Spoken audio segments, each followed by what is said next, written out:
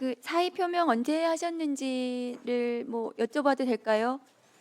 뭐 저는 그 사실 전에 훨씬 전이라고. 여러 달 전부터 이미 이제 그 공소청 중수청이 설립하기로 돼 있고 하니까 그뭐 기술적인 문제들만 남은 거고, 그냥 보안 사건 관련해서는 또 최근도 아니죠, 한 뭐 좀 상당 전에 전 총리께서 정부 입장을 결정했기 때문에 크게 뭐 이제 제가 할 일들은 대충 끝난 거 아닌가. 그다음에 법무부 안에서 또 제가 추진하려고 했던 규정이나 출입국이나 범정에 관련된 정착들, 제도 개혁들 를 그러니까 대부분 해놨기 때문에 이제 그만둬야겠다는 얘기를 사실 여러 번 그거는 했었습니다. 한참 전이었는데 지금 갑자기 이게 불거진 게 조금 의아스럽다 이런 취지로 아까 예, 말씀하셔. 그렇습니다. 네, 그건 맞습니까? 네네. 그러니까 이게 장관님께서 사의를 표명하신 부분 그 날짜가 훨씬 전이었는데 지금 이게 불거진 이유가 뭐냐 하면 이 수사권 폐지와 관련해서 국민의힘 조선일보를 위시한 보수 언론에 땔감을 주고 있습니다. 그런 의도로 이것이 지금 언론에서 계속해서 회자되고 있고요. 그리고 앞으로 이제 있을 검사들의 집단 행동에 명분을 주는, 그것을 주기 위해서 언론에서 지금 이걸 계속 부풀리고 있는 이런 상황인 것 같습니다. 장관님께서 그 부분 알아주셨으면 좋겠고, 검사의 보안 사건 규정은 없습니다. 형사소송법에. 보안 수사는 필요하죠, 장관님. 당연하지 않습니까? 보안 수사는 수사라는 것이 한 번에 다 끝낼 수 없기 때문에 보안 수사는 필요합니다. 다만 그 보안 수사를 누가 하게 할 것인가, 그 국민들은 보안 수사가 필요하다는 것에 대부분 공감하고, 아마도 지난번 갤럽의 여론조사는 그런 취지의 국민들의 답변이었을 거라고 생각합니다. 다만 검사의 수사권 남용이 너무나 문제가 돼서 내란까지 저질른 이 검찰 권력을 개혁하는데, 그 경찰에 문제가 있다고 해서 검사에게 수사권을 주는 방식으로 해결해서는 안 된다는 것이 검찰 개혁의 대원칙이라고 생각합니다.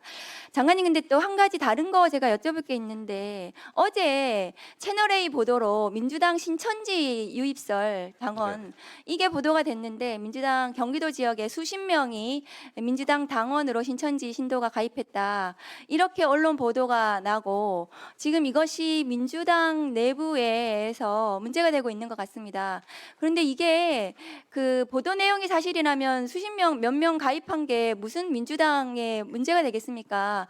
어떤 그 종교 단체에 있는 사람들이 당원으로 가입할 수도 있는 거죠. 근데 이게 민주당 전당대회와 맞물리면서 검찰이 지금 민주당 전당대회에 영향을 끼치려는 의도로 언론에 이것이 나갔다면 이것은 굉장히 큰 문제인 것 같습니다. 그런 부분에 있어서 법무부에서 저는 챙겨봐야 될 거라고 생각합니다.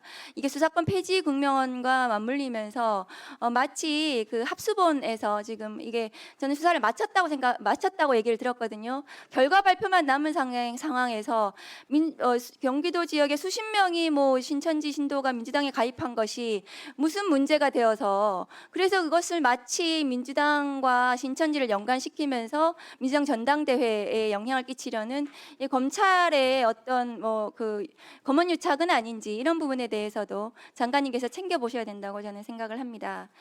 그리고 존경하는 김용민 의원님께서도 아까 말씀하셨는데, 그 범죄 피해자가 사법 절차에 참여하는 것은 매우 중요하다고 생각합니다. 제가 이번에 상정된 의사일정 7항에 있는 형사소송 절차에서 범죄 피해자 참여권 관련해서도요, 그 법원 행정처장님께도 여쭤보고 싶습니다. 예.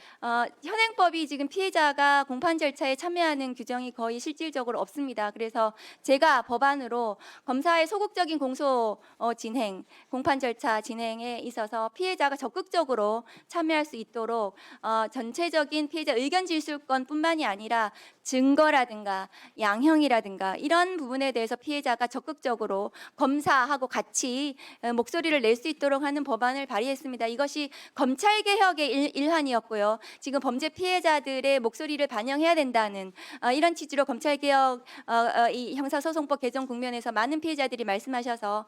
이 법이 발의가 됐습니다. 그래서 이 법이 보다 적극적으로 이 법안에 담겼으면 좋겠고요. 법원 행정처에서도 이 부분을 적극적으로 보다 좀 이렇게 긍정적으로 이 부분이 형사 절차에 법 피해자가 적극 참여할 수 있도록 하는 이 부분에 대해서도 좀 의견을 적극적으로 내주셨으면 좋겠습니다. 처장님 어떻게 생각하십니까? 예, 적극 검토하도록 하겠습니다. 예. 그리고 헌법재판소 사무처장님 오세훈 서울시장 최근에 정치자금법 결론이 났는데요. 네. 이것이 633 원칙에 따라서 내년 1월 말에 선고가 끝납니다. 확정이 되면 보궐선거를 해야 됩니다. 그런데 오세훈 시장이 재판 소원하겠다고 하고 있어요. 그래서 재판 소원이 만일에 이것이 신청이 되면은 보궐선거 국면에서 2월 말까지는 이 재판 소원이 끝나야 됩니다. 그렇기 때문에 가처분을 어떻게 할지 모르겠지만 헌법재판소에서 신속하게 결론을 내주셔야 된다고 생각합니다. 챙겨봐 주셨으면 좋겠습니다. 네, 알겠습니다. 전달하도록 하겠습니다. 이상입니다. 예, 수고하셨습니다. 다음은 주진우 의원님. 대체 토론해 주세요. 네, 정성호 장관님. 예. 그 보안 수사권을 폐지하면 힘없는 서민이 경찰의 부실 수사로 피해 본다. 이렇게 직접 소신을 밝히셨는데 지금 말씀하시는 뉘앙스를 보면은 이왕 결정됐으니까 어쩔 수 없다는 말씀이신 것 같은데 그때 보안 수사권 폐지로 서민이 더 피해 본다는 그 소신에는 변함이 없습니까? 어쨌든 그 보안 수사권이 유지됐을 때 그 유지된 보안 수사권을 근거로 해서 검찰이 다시 권한을 오용하고 남용하고 다시 어쨌든 뭐 좀 바뀌었. 소신의 변화가 있는 거예요? 아니면은 입장 저는 뭐 변화가 그 있는 당시나 지금이나 네. 어쨌든 보안 수사 유지 폐지를 넘어서 갖고 우리 검찰 제도가 존재하는 가장 큰 이유가 사회적 약자들을 보호하는 데 있기 때문에 그러면 네. 소홀함이 없게 하자는 그런 취지였습니다. 네. 그러면 이재명 대통령의 정확한 입장은 무엇입니까? 제가 보면은 기존에는 보안 수사권 존치 쪽에 좀 더 무게가 실린 듯한 발언이 있다가 지금 김민석 그 전 총리가 총리를 그만두면서 갑자기 보안 수사권 폐지 쪽으로 확 틀었다는 느낌을 국민들도 받고 또 그러니까 이게 실질적으로 국민의 치안이랑 민생보다 지금 민주당 정당대회에서의 구도가 더 중요한 거 아니냐 이런 지적을 받는 것이거든요. 지금 이재명 대통령의 정확한 입장은 무엇입니까? 뭐 보안 수사권 존치가 보고를 했을 때 보안 수사권 존치가 어느 정도 특정 범죄에 대해서는 필요하다고 보십니까? 아니면은 전면 폐지가 국민의 치안이나 민생에 더 도움이 된다고 보십니까? 그 보안 수사권 폐지 관련해 갖고 제가 대통령께 따로 보고한 바는 없습니다. 이건 충리실에서 주관해 갖고 아니 어, 중요 만들었기 보고니까 때문에. 네. 직접 뭐 총리가 보고를 하든 장관이 보고를 하든 보고를 했을 거 아니에요. 대통령 일관된 입장은 형사소송법 개정이나 공수처 중수청 설립 과정에 있어서 우리 사회 사회적 약자들을 보호함에 있어 소홀함이 없어야 된다. 그리고 우리 사회에 큰 악들, 범죄 좋습니다. 대응 역량이 네, 좋은데요. 줄어서 안 된다는 게 입장입니다. 네. 지금 제가 간단한 질문이에요. 보안 수사권을 폐지하는 것에 대해서 대통령은 찬성하느냐, 장관은 찬성하느냐라고 하는데 굉장히 장황한 설명이 뒤로. 근데 정부의 보입니다. 입장은 저는 보안 수사권 폐지로 결정이 결정이 됐습니다. 됐으니까 따른다고 하는 것이지 저는 기본적으로 이번에 사의 표명에 대해서도 국민들도 느끼고 있어요. 이 보안 수사권 폐지가 정말로 문제가 많기 때문에 실질적으로 장관도 사의 표명을 한 것이 아니냐 이렇게 다들 보고 있는 거고요. 저는 좀 더 디테일하게 들어가서 아까 지금 민주당에서 대책으로 내놓은 7대 범죄 검찰에 부분 송치한다는 거 저는 대책으로서 매우 미흡하다고 생각합니다. 송치하는 범위 늘려야 됩니까? 아니면 현행 민주당 당론이 옳습니까? 저는 그분과 관련해 갖고 제가 그 전에도 좀 답변을 드렸지만은 과연 그게 적절한 범위인지를 좀 야당 의원님들께서도 적극적으로 의견 내셔 갖고 정말 빈틈이 좀 없게 해주시길 좀 부탁드리고 싶습니다. 네, 이게 아동학대, 가정폭력, 성범죄, 스토킹, 장애인 학대 등은요 전체 범죄 비율에서 엄청나게 적은 비율이에요. 중요한 부분이지만 그 범죄 제명에 대해서만 피해자가 있다고 보기 어렵습니다.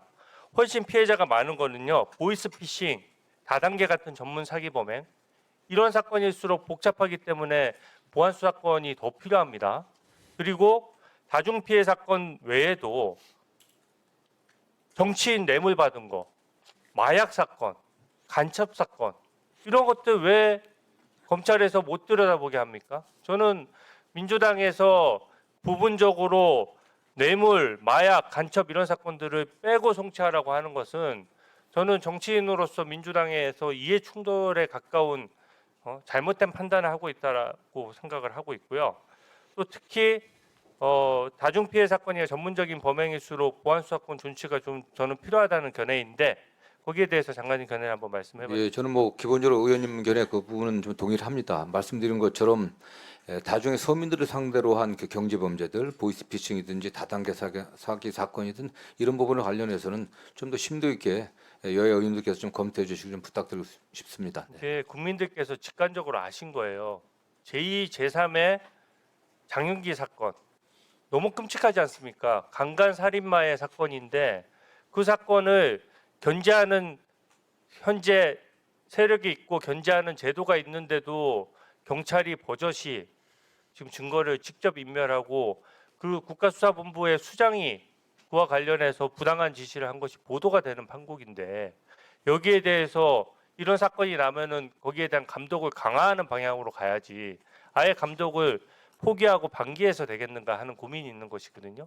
그 부분과 관련해서 장관님도 좀 소신 한번 좀 말씀해 주시기 바랍니다. 예, 뭐 어떠한 권력도 견제받지 않는 건 굉장히 위험합니다. 저는 경찰과 검찰, 뭐 중수청, 국가수사본부, 국가 전체의 수사기관들이 상호간에 충분히 견제되고 서로 통제될 수 있게 그를 통해서 국민들의 권리가 최대한 보호되고 국가의 범죄 대응 역량이 축소되지 않기를 저는 기대합니다. 의원님들께서 좀 적극적으로 논의에 참여하셔갖고 국민들의 의견을 좀 잘 전달해 주십시오. 네. 예, 수고하셨습니다. 제가 한 말씀 드려보겠는데 보이스피싱 범죄를 검사가 보안 수사 안 하면 수사가 안 됩니까? 뭐 어떤 범죄도 마찬가지죠. 그거야. 아니 네, 네. 보이스피싱 범죄를 수사를 안 합니까? 이게 보이스피싱 사건 수사를 안 하는 게 아니고요. 자, 피해자가 따로따로 돼 있었을 때 이게 피해자가 다중 굉장히 많지 않습니까? 이게 경찰서로 다 나눠 있는 경우가 많이 있습니다. 그런 유형에 있어서 이걸 개별적으로 보면 해당하지 않는 경우도 많고 잘 안 보였을 때 전체적으로 모아서 보게 되면은 이게 이게 사기구나 하는 경우가 밝혀지는 게 이상으로 많습니다. 네. 보이스피싱은 사기입니다. 따로따로 봐도 사기고 모아서 봐도 사기입니다. 어떻게 보이스피싱이 사기가 모아서 봐야 사기가 되겠습니까? 하나로 봤을 때 지금 전체 문제는 뭐냐면 국민들이 오해하시지 않게 1. 피해자가 있고 범죄자가 있으면 경찰이 수사합니다. 경찰이 수사하고 이게 범죄 문제가 있으면 송치 의견으로 검찰에게 올립니다. 그리고 검사가 이것을 기소해서 재판으로 보냅니다. 그 과정에서 부족한 부분이 있거나 더 이걸 기소하기에 부족하면 보완 수사 요구를 통해서 해라. 지금 이거는 검사가 자기 수사관을 통해서 직접 하던 수사를 경찰을 통해서 보완 수사 요구를 통해서 수사하라고 하는 내용입니다. 이 범죄를 수사 안 하는 게 아니라는 말씀을 다시 한번 드리면서 이 제도는 그리고 이 안에 약자의 이야기, 약자의 권리 그리고 또 이게 혹시나 놓쳤을 경우에 이 신청을 통해서 또 송치돼서 볼 수 있게 하는 제도도 놨다는 말씀을 드리면서 아니 보안 수사를 안 하면 범죄자를 수사를 안 합니까? 기본 수사를 하고 그리고 그것을 송치해서 검사가 기소를 할 때 부족한 게 있으면 또 그걸 보안 수사 요구를 하고 그게 재판에 넘어갔을 때 법원에서 부족한 게 있으면 법원에서 또 증거를 요구하고 이런 절차가 다 있다는 말씀을 드리는 바입니다. 다음은 손소리 의원님 의사진행 발언 오늘은 좀 놓고 우선 진행하시고 난 다음에 말씀하실 때 하시죠. 위원장은 관리를 할 필요가 있습니다.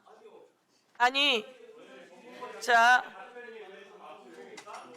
위원장은 관리를 할 필요가 있고 그래도 주장을 할 수는 있지만 왜곡을 해서는 안 된다는 말씀을 드립니다. 왜곡에 제가 법무부 장관이 왜곡했다고 이야기한 적이 없고 이것을 마치 수사가 없는 것처럼 해서는 안 된다는 말씀을 드리고요. 저 토론하겠습니다. 대체 토론하게 해주십시오. 오늘은 의사진행 발언 없이 가는 것으로 하고요. 그 다음에 말씀하실 때쯤 해서 가는 것으로 하시죠. 저도 오래 기다렸거든요. 자, 다음은 토론할 수 있게 해주십시오. 이제 좀 이따가 말씀하실 기회를 드리겠고요.